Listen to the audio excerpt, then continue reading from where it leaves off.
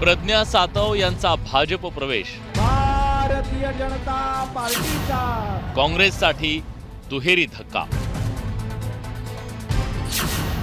विधान परिषदेतली समीकरणं बदलणार, विरोधी पक्षनेते पदाची प्रतीक्षा वाढणार.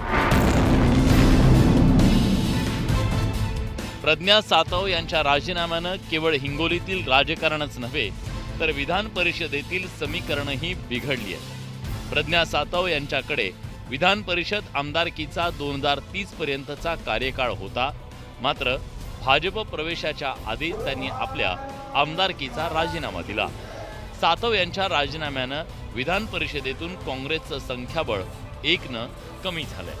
महाराष्ट्रात काँग्रेस पक्षाकडून विधान परिषदेवरील त्या एकमेव महिला सदस्य होत्या. राजू भाऊंचे आशीर्वाद, देवा भाऊंची साथ आणि सर्वजण मिळून करू आपण आता इथून पुढे सर्व संकटांवरती मात.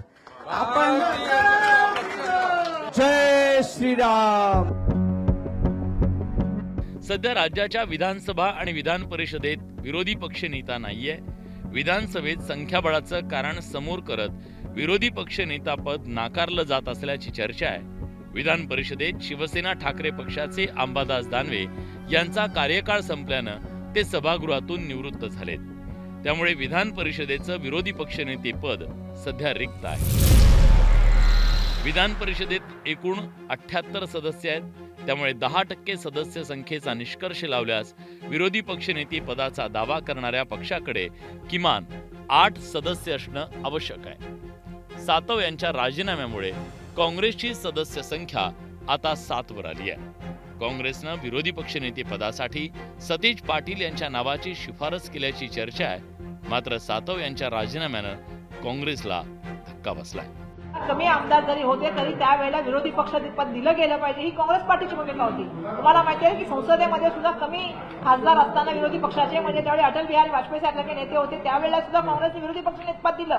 पण आता विरोधी पक्षाचा पद जाता कामा नये म्हणून या सगळ्या खटाटोप झालेल्या आहेत. ह्या पक्षातून त्या पक्षात घ्या म्हणजे सत्तेसाठी स्वार्थासाठी काही करू शकते त्याचं नाव भाजप आहे. हे तर आता अडवण्याचं काम राज्याच्या मुख्यमंत्र्यांना विरोधी पक्षनेता नकोच आहे आणि तो एक नवीन प्रयोग करू इच्छित आहेत की 5 वर्ष राज्यामध्ये विरोधी पक्षनेत्याशिवाय सरकार चालवायचं आहे.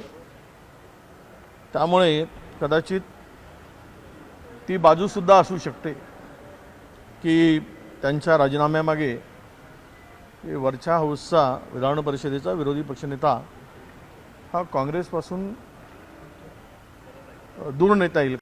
खरं तर यांना विरोधी पक्ष नेतेपद द्यायचंच नव्हतं आणि ज्यांना लोकशाहीच मान्य नाही, ज्या भाजपला ज्यांना संविधानच मान्य नाही, लोकशाहीमध्ये 2 चाकं जी असतात एक सत्तेची आणि एक विरोधाची, ती जी काही भूमिका आहे जी काही परंपरा आहे ती भाजपने मोडकीच काढलेली आहे. त्यामुळे संख्याबळ हा विषय नसतो. त्याच्यामध्ये 2 आमदारांनाही सुद्धा काँग्रेसने विरोधी पक्ष पद दिलेलं होतं. शक्यता काही नाकारता येत नाही कारण एक सशक्त लोकशाही असावी आणि त्याच्यासाठी एक विरोधक हा असलाच पाहिजे. चेक्स अँड बॅलन्सेस हे असलेच पाहिजेत. पण हे दुर्दैव आहे की ह्या सरकारच्या माध्यमातून जे काही दिसतंय आता ती लोकशाही टिकेल का नाही अशी एक चर्चा दबक्या आवाजात समाजात वर्तमानपत्रात चॅनल्सवर ऐकायला मिळते. त्याच्यामुळे हे खूप चिंताजनक आहे आणि ह्याच्यात जर काही तथ्य असेल तुम्ही म्हणालात तर ते खूपच म्हणजे एका सशक्त लोकशाहीसाठी हानिकारक.